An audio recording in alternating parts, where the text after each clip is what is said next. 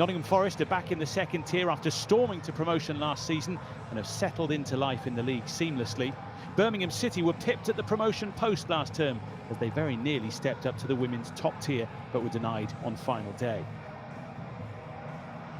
Carly Davies brings Georgia Broome back in defence at the expense of former Birmingham City regular Molly Green. Another former Blue, Charlie Wellings, is rewarded for extraordinarily swift and telling impact from the bench last time out in the victory over Southampton. She starts tonight. Ebba Head steps out of the squad completely. And Chantal Boyhlorke scored the goal for London City Lionesses on the final day of last season, which ultimately denied Birmingham City promotion.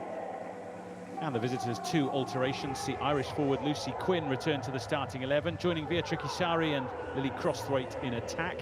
And notably, Blues are boosted by Lee Gumin's recovery from an injury sustained on the opening weekend of the season. She's back on the bench this evening.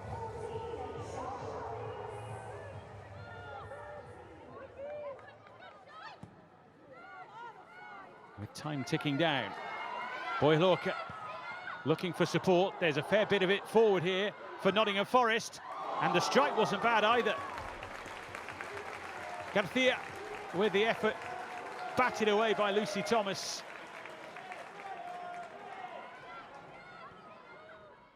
Delivery from Quinn. Plenty charging in on it. Kirsty Smith wasn't sure. Just sort of dangled the leg. Birmingham City go again. Beatrice Sari. This is going to be hit by Quinn. And it was well and truly hit by Quinn.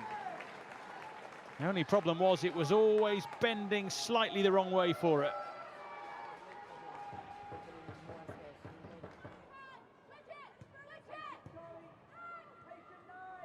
Holloway's touch for corner. Sari goes again against Garcia. And just about wriggles through. And is there a finish on the end of it? Oh, so close to something so special in the end. A swivelling effort from Lily Crosthwaite.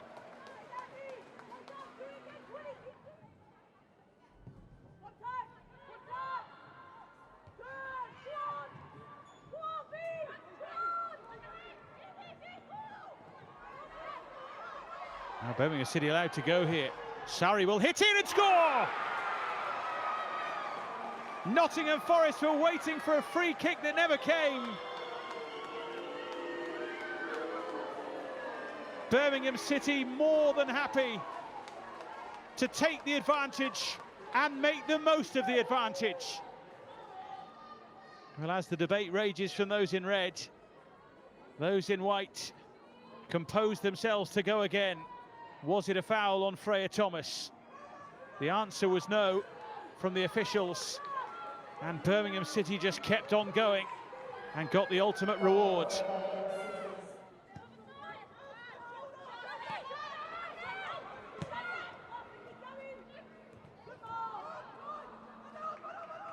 Chantal Boyhlorke took it in her stride, has a go, and it had to be dealt with. Lucy Thomas scrambled it away. Well, she made the opportunity for herself. Wasn't far away from taking it either. G to take. Shannon Cook. Oh! Well, for a moment when she let fly, you thought, what's she doing shooting from there? But tell you what, that would have been special.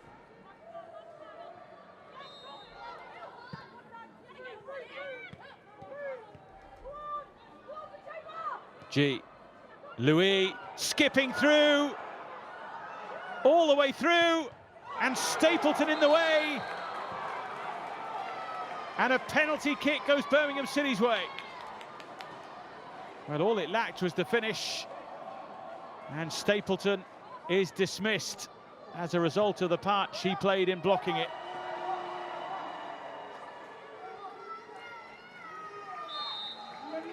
So, Via Trikisari at the double.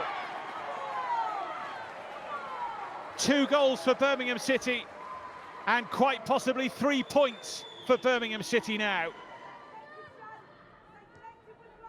Indeed, we're going to play at least 6 more minutes.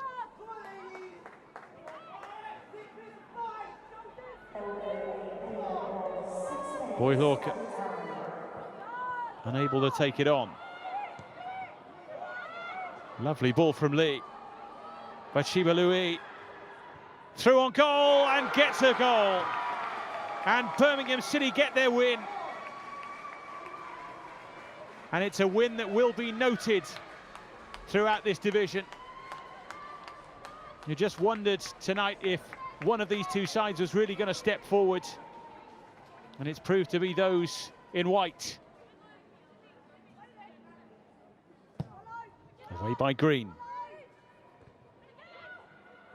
Vivian Leah. Harris away, and Birmingham City win. Even at this early stage of proceedings, that feels like a big 3 points for Birmingham City. This was always going to be a tough test for both sides, but it's the Blues who come out on top in a game which was competitive throughout, but the better side prospered in the end. A perfect night for Amy Merrick's side, who rise to second spot in the table. Nottingham Forest 0, Birmingham City 3. Carly, of course, a disappointing end to this evening. Just sum up your team's performance there. Yeah, we're disappointed. I think poor refereeing decision for the first goal. I think it's definitely 100% a foul in the first phase. Then they get through, you know, and that knocks the sails out of us a little bit. But you know, we responded positively. I think we come out in the second half, and you could see that we got on top of the game a little bit. And then, you know, we've kicked the ball when we didn't need to. We've not won the first contact, and look, they've got pace and threats in their front line, and unfortunately then we've got caught flat, and she's gone through. And again, I'd question if it's a sending off. I don't think it's handball. I think it's hit her in the chest. Maybe it's caught a little bit of the top of her shoulder, and they change games, don't they? So and then the third one, you know, we're obviously a player down. We've been caught flat in our back line, no cover balance, and again with the pace that they've got on their front line, you know, that's going to punish us. So disappointed, because I think, you know, we defended well in the first half. Then second half, I thought, you know, we were really getting on top. We were gaining some momentum. Could feel that there was something coming, and then the second goal knocks the wind out of us. So disappointed evening.